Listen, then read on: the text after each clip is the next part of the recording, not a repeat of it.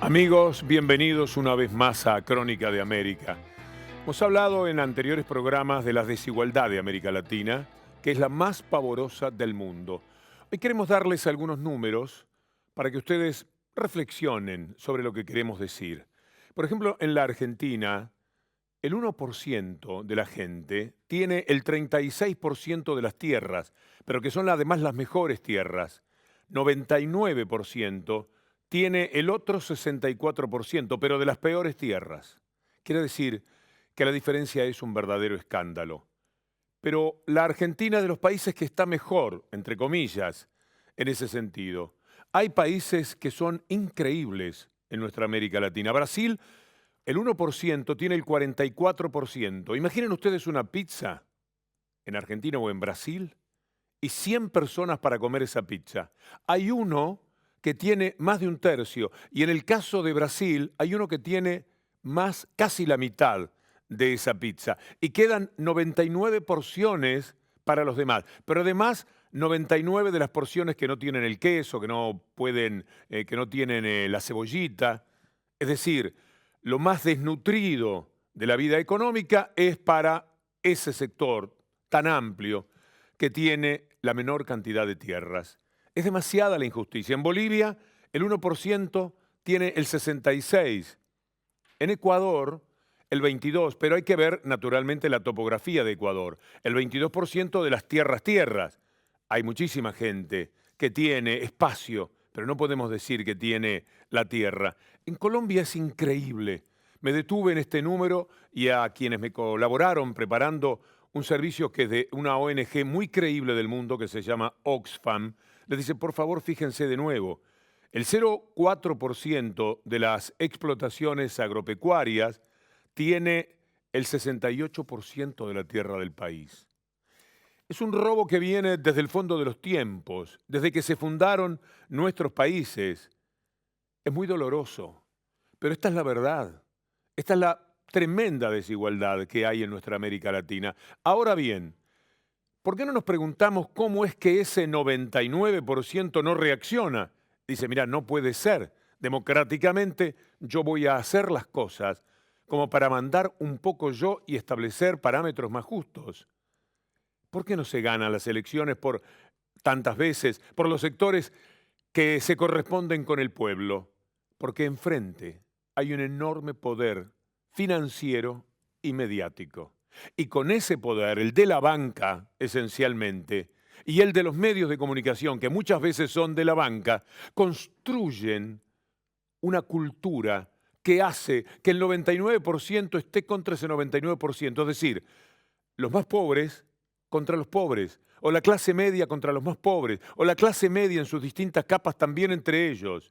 Lo consiguen y ponen al pobre del lado del rico, a través de una cultura en la que hablan de patria, una palabra muy bella, pero la patria es, si todos tenemos alguna posibilidad de mejorar, de ir adelante en nuestras vidas. Si no, la patria es un himno que los dueños del 50, el 60 o el 70% de las tierras, por supuesto que lo sienten como propio, y los demás estamos acostumbrados a sentirlo como propio. Pero la diferencia es demasiado grande. En consecuencia, ese poder financiero devastador de la banca, que además es dueño de los medios de comunicación, hace a nuestra cabeza, genera los odios necesarios para adulterar la democracia, para que de alguna manera pueda explicarse por qué los muchos que tienen tanto menos toleren de esta manera democrática, además, a los pocos que tienen tanto pero tanto.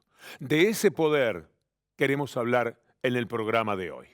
Bienvenidos a Crónica de América.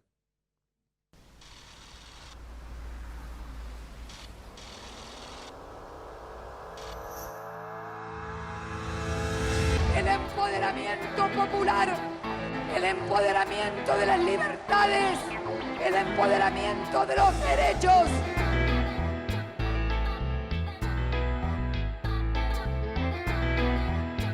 Solo unidos nosotros, en una sola gran patria, seremos libres. Ou nós decidimos de construir, ou não vamos a lugar nenhum. Ganhou Macri. A perda do cargo da senhora presidente da República.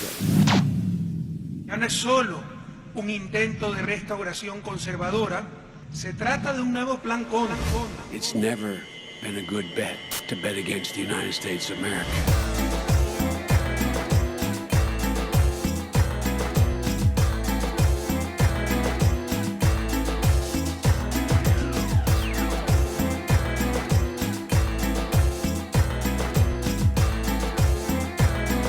La pregunta clave es quién manda en una sociedad, las élites o las grandes mayorías. Sí, enfáticamente. La pregunta clave es quién manda en una sociedad. Cuando se adultera la democracia, cuando se la intoxica con la mala información de los medios que van contra determinadas líneas políticas que atienden al pueblo, ellos están consiguiendo ser los que mandan, siendo muchísimos menos en esta muy mala distribución que tenemos en nuestra América Latina, de la que volvemos a hablar, y me da tanto gusto, con Cintia García. Víctor Hugo, el gusto es mío, es nuestro, es de toda Latinoamérica, porque de eso se trata, de cómo romper las tolerancias a esa desigualdad. Vamos ya mismo a Crónica de América, a la red. Ecuador TV como principal lugar de difusión de este programa latinoamericanista. Nos acompañan en Bolivia, Bolivia TV, en Argentina, la televisión Universidad de La Plata, Canal 9 de Santa Cruz, Canal 10 de Lomas de Zamora, TV Urbana en el asentamiento urbano La Villa 31, la plataforma de comunicación popular La García, en Brasil la TVT de los Trabajadores en San Pablo, la TVE de Bahía, la TV Universitaria de Goiás y Cidade Libre de Brasilia. Somos la red de Crónica de América. ¿Cómo lo hacen ese mundo tan de ellos? Desregular, siempre van a escuchar esa palabra. Ellos no quieren ningún tipo de control estatal, por eso odian la política. No la quieren en la política, porque la política representa a la gente. Sí es buena, también puede ser mala, pero es la de la gente. Es la posibilidad de la gente confrontar con el poder real, con el poder económico. Entonces ellos, a través de los medios de comunicación, devastan a aquellos partidos que puedan responder al pueblo. Es así como lo hacen, y es de esto que queremos hablarles siguiendo este camino. El mayor daño que se ha hecho a la economía es haberla desvinculado de su naturaleza original de economía política. Nos han hecho creer que todo es un tema técnico y sin considerar las relaciones de poder dentro de las sociedades, nos han convertido en funcionales a los poderes dominantes. ¿A quién representa el gobierno de Cambiemos? Para darnos cuenta, habrá que repasar a qué sectores está beneficiando con sus políticas económicas. El agro, minería, sistema financiero y servicios públicos privatizados. Todo eso, Cintia, es menos del 20% del PIB. Son solo algunos ejemplos de lo que ocurre cuando la banca se toma el poder. El país se convierte en un negocio rentable para unos pocos. Actualmente, gran parte de los procesos de desestabilización que lleva adelante la oposición en Bolivia se detonan y se torpedean a partir de las redes sociales y los medios privados de comunicación. Se repiten las mismas recetas caducas de austeridad en contra del ser humano y a favor del capital. Y las mismas palabras, presidente Correa. Por ejemplo, una muy manoseada es libertad. La libertad. Eso es lo que quieren, es la libertad de mercados. A eso se refieren. Porque las libertades de quienes no tienen nada, de quienes están oprimidos, de los más vulnerables, no existen porque no se pueden ejercitar.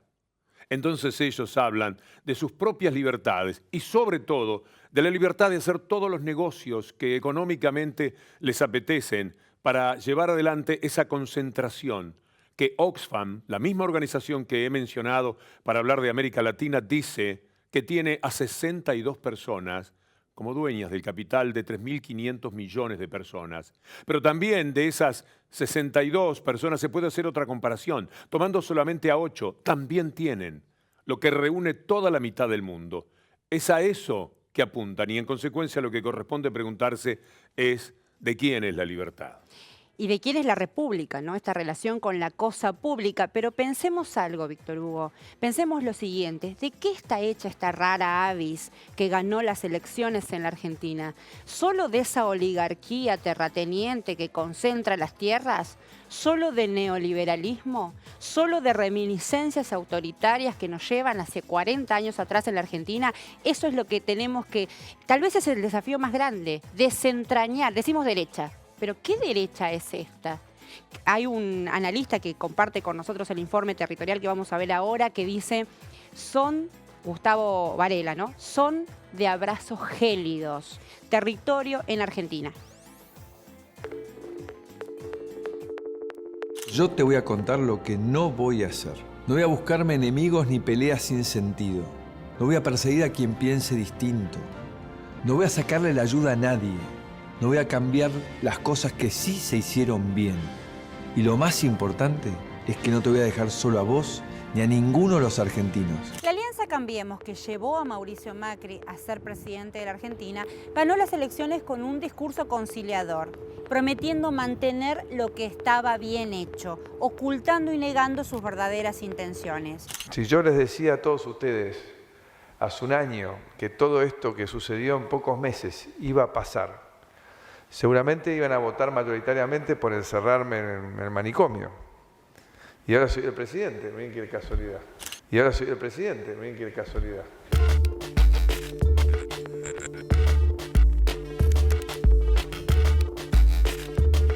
Hoy, a más de un año de gobierno, siguen negando y ocultando sus verdaderas intenciones y su plan político y económico. Un neoliberalismo de prácticas autoritarias y represivas. Yo no estoy de acuerdo que este gobierno sea neoliberal, yo no soy neoliberal y creo que el gobierno está haciendo las cosas bien. ¿Qué beneficios le puede traer a la Argentina un proyecto neoliberal? No, pero ¿quién habla de un proyecto neoliberal? Yo la verdad te digo, yo no creo que haya un solo gesto de este gobierno para que puedan ponérsele el título de neoliberal. No son gobiernos neoliberales que profesen o que publiciten sus verdaderas ideas, sus verdaderas intenciones. El macrismo, yo creo que por primera vez en la historia, y esto lo digo con mucho estudio de la historia económica argentina, es un experimento neoliberal de manual, casi de laboratorio. El problema es que los ratones somos los 40 millones argentinos con los cuales están experimentando. ¿A quién representa el gobierno de Cambiemos? Para darnos cuenta, habrá que repasar a qué sectores está beneficiando con sus políticas económicas y a quiénes está reprimiendo para alcanzarlas. Macri encubrió a quienes representaba. Este es el punto central. Eso es lo más grave. Claro, ese es el principal fraude, si querés, o engaño. Mejor fraude no, engaño electoral. Cómo encubrió y sigue encubriendo a quién representa. Los datos oficiales del INDEC lo dicen claramente. Es el agro, minería, sistema financiero y servicios públicos privatizados. Entonces, se van a apoyar en los organismos multilaterales de crédito, se van a apoyar en el campo y se van a apoyar en la minería. Todo eso, Cintia, es menos del 20% del PBI. Por eso la economía no arranca. ¿Cuál es el mensaje claro para el sector y particularmente para el hombre de campo que está a punto de invertir más, quizás, según lo que se le diga? Es claro y contundente. Que lean las 13 propuestas que ha hecho el PRO para el campo. Y en ellas encontrarán la respuesta a lo que tienen que hacer en mayo, que es sembrar todo lo que puedan, porque no van a tener retenciones y no van a tener límite a la exportación. El sector financiero y el sector agroexportador son los históricos beneficiados por los gobiernos de derecha en la Argentina. Pero en este modelo macrista hay una novedad. El gabinete que conduce los destinos del país es una mezcla de viejos políticos con trayectoria neoliberal y CEOs de empresas que pasan a gestionar el Estado. ¿Qué es un CEO? ¿Viste? Porque un CEO es alguien que tiene impunidad empresarial. La impunidad empresarial no tiene límites, es decir, es expansiva. Apuestan a un poder financiero fuerte, que el poder financiero es lo propio de la modernidad, pero exagerado al mango. Trabajan a los efectos de acumular, que es... Con mucha efectividad. Enorme efectividad, porque además están muy entrenados para eso. Es decir, en general las formaciones que tienen son formaciones que tienen que ver o con la economía o con las finanzas. La derecha llegó al poder en la Argentina consiguiendo el apoyo de un sector social al que ahora se dedica sistemáticamente a perjudicar. A mí me gusta este gobierno, yo estoy muy de acuerdo, estoy contenta. Todavía no se me pasó el enamoramiento. Macri nació multimillonario, no millonario. Si se mete en el gobierno es porque quiere hacer las cosas bien, nada más, no hay otra. Si bien realizó cosas, ajustes para el bienestar nuestro, creo que se lo está realizando. El tema es que lo dejen hacer. Los otros se meten para robar, pero ¿qué va a robar? Si ya nació multimillonario, ¿para qué va a robar? ¿Qué va a robar? ¿Qué? El cerco mediático les permite mantener una ilusión de compromiso con el interés general. Pero la realidad, como estos edificios que están a mi espalda, que representan el corazón del núcleo financiero en la Argentina, la realidad es más evidente, es mucho más difícil de disfrazar. Son las consecuencias en la vida cotidiana de la erosión del poder adquisitivo, de una política represiva y de un proyecto de derecha. La crueldad es mayor todavía, porque el proyecto se va a agudizar este año. Echaron al ministro de Hacienda, un ex JP Morgan, y pusieron a alguien que va a ser más duro que él, alguien que representa directamente a los medios de comunicación, y a la banca, por supuesto, siempre. Esto ocurre habitualmente. Sacaron a un presidente del Banco Nación, considerado un talibán del neoliberalismo, pero les resultó blando, porque la gente del banco al parecer lo quería, y lo echaron. Y pusieron a otro que ha dicho que quiere saber qué tan pobres son los pobres. No importan tanto los nombres, sino los criterios con los que llegan estas personas. Siempre está la banca, el JP Morgan en primera línea. No nos olvidemos que Trump asumió este viernes designando al frente de todo lo que tiene que ser el manejo económico a un hombre que toda la vida fue JP Morgan. La banca atendiendo como sus propios dueños en el gobierno de prácticamente todos los países. Sofía Montoya, Víctor Hugo. Vamos a la pregunta, ¿qué rol cumple la banca en las elecciones de Ecuador? Bueno, Cintia, Víctor Hugo, es así, la relación de la banca y los gobiernos es de larga data. Ha estado presente en los gobiernos del Ecuador desde los años 20. Pero esta campaña electoral tiene una particularidad, pues participan directamente dos personas relacionadas con la banca. Una de ellas es Guillermo Lasso, quien tuvo presencia ya en gobiernos anteriores y su actuación siempre fue en clara defensa del sector al que representaba. Pero en el año 2013 se lanzó por primera vez a la presidencia de la República y le aseguró a la población que dejó de ser banquero, pues dejó la gerencia de la entidad financiera de su propiedad. Aunque hasta la fecha sigue siendo accionista de esta entidad financiera que inclusive tiene sucursal en Panamá. Y el otro de los candidatos relacionados directamente con la banca es Mauricio Pozo, quien ostentó el cargo de vicepresidente de un banco local hasta el año 2000 para luego ser ministro de Economía en el gobierno de Lucio Gutiérrez y ahí ejecutó los paquetazos al pueblo ecuatoriano, luego de firmar la carta de intención con el FMI. Esto significaba préstamos a cambio de elevar el costo de los servicios públicos. Y con este antecedente en la contienda electoral, estos dos candidatos se dividen el apoyo de banqueros y de empresarios. Y también de los medios de comunicación hegemónicos en el país, donde tienen carta abierta para exponer sus fórmulas de salvación y en los que ya no se recuerda ni se cuestiona que fueron parte de la peor crisis financiera que vivió nuestro país. Eso es lo que les puedo contar de estos personajes cercanos a la banca que están en busca de llegar al poder, Cintia y Víctor Hugo. Época, Sofía, en que los medios de comunicación eran eso, se correspondían con criterios liberales, liberales económicos, no liberales como se dice en Estados Unidos, que atañe a otras cuestiones. Y así avanzaron, defendiendo, por supuesto, los criterios ideológicos de su formación doctrinaria. Pero en los últimos tiempos, en las últimas décadas, empezaron a tener intereses, porque empezaron a pertenecerle a los bancos, por ejemplo, porque empezaron ellos mismos a avanzar, como ocurre en la Argentina y en Brasil, con los grupos Clarín y O Globo, sobre cuestiones que no tienen nada que ver con el periodismo, pero con el poder que les daba el periodismo, se fueron quedando, acaparando todo tipo de negocios. Entonces ahora ya están defendiendo otro tipo de intereses. Ya no son los medios cómplices de ese establishment económico. Ahora son el establishment económico. Vamos a este informe que nos llega y nos da mucho gusto compartir con ustedes nuevamente desde Ecuador. Ecuador despertó este lunes sin sistema bancario, debido a la decisión oficial de declarar un feriado para este sector. Limitar los retiros que podrían efectuarse en el sistema financiero nacional. Hoy no hay bancos. Imposible, me está tomando el pelo. Este Magua nos tiene fregado.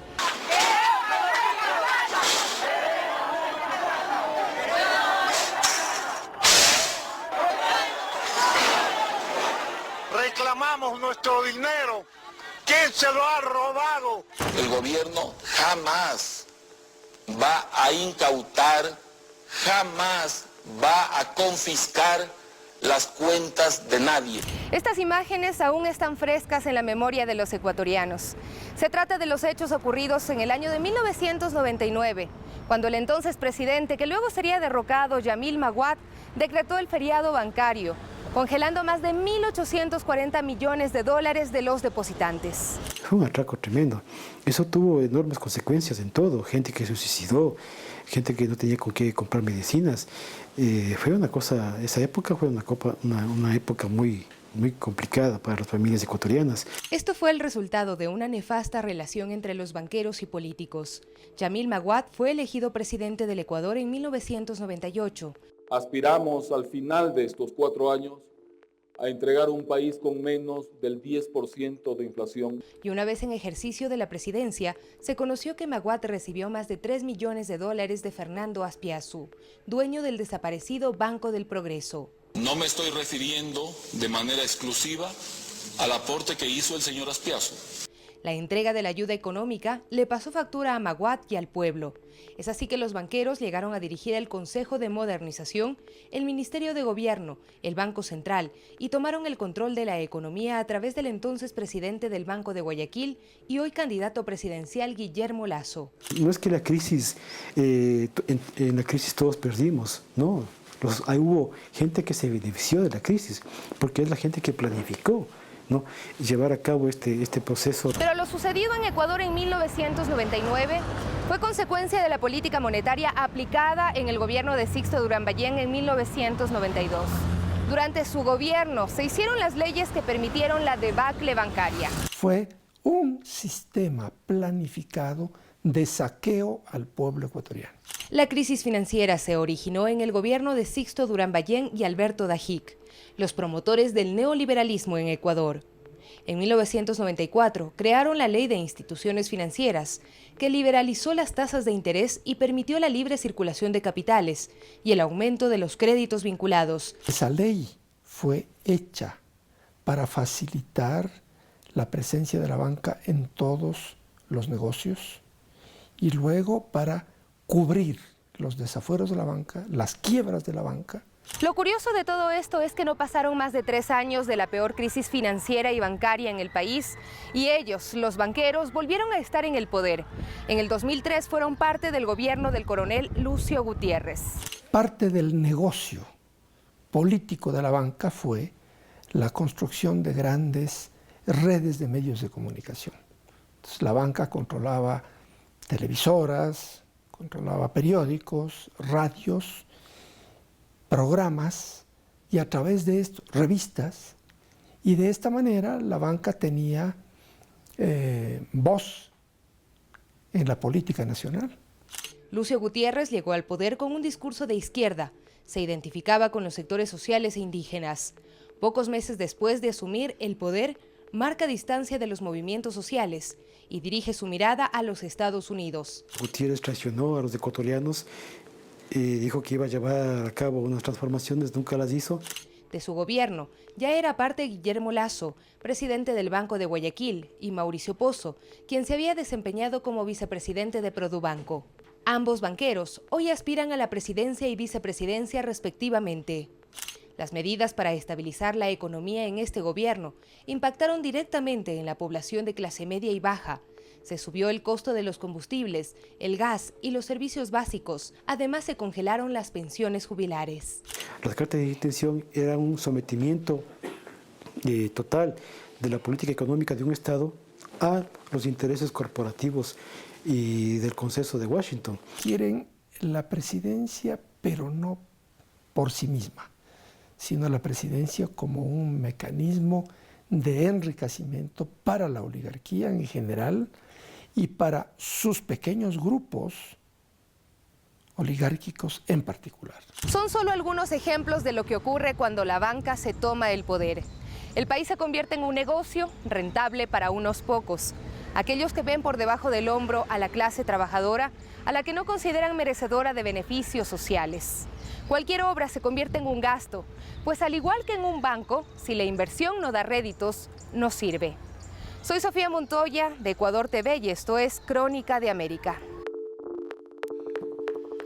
Qué bien dicho, Sofía, y qué historia, ¿no? Cuánta entrega, cuánto cipallismo. La palabra viene de la India, de los hindúes que actuaban en favor de los intereses británicos y no de los propios. Pero la palabra lamentablemente se extiende, se derrama sobre nuestra América Latina en cada uno de los análisis como este que estábamos compartiendo con ustedes. El neoliberalismo intenta manipular nuestros deseos, nos ofrece el goce y el deseo y pone la vara altísima. Nosotros respondemos con argumentos, ¿no? Peleamos con argumentos. Y los libros son un gran argumento. Voy a leer, ¿lo leíste, Víctor Hugo? Rafael Correa, Ecuador, de Banana Republic a la no república. Es interesantísimo porque Correa, con su métier de economista y con la revolución ciudadana que generó justamente el proyecto en Ecuador, dice: finalmente resulta paradójico que al país lo mantengan los pobres. Mientras que los emigrantes mantienen la economía nacional enviando dólares ganados con el sudor de su frente en lugares tan lejanos como Milán, Barcelona o Nueva York, en el país los pocos de siempre envían millones de dólares al exterior, frecuentemente ganados con bastante facilidad. Solo la banca ecuatoriana tenía en el año 2005, escucha bien, cerca de 2.000 millones de dólares de ahorro nacional en el extranjero. El nombre, como tiene que ser, de supuestas prudencias, eufemismo que disfraza su falta de confianza y compromiso con el país. Rafael Correa. Nos vamos de esta manera, con este puñado de argumentos, a nuestro segundo bloque, donde va a estar Alejandro Banoli, que hasta diciembre del año pasado fue presidente del Banco Central, y la decana de la Facultad de Comunicación y Periodismo de la Facultad de la Universidad Nacional de La Plata, Florencia Saitut.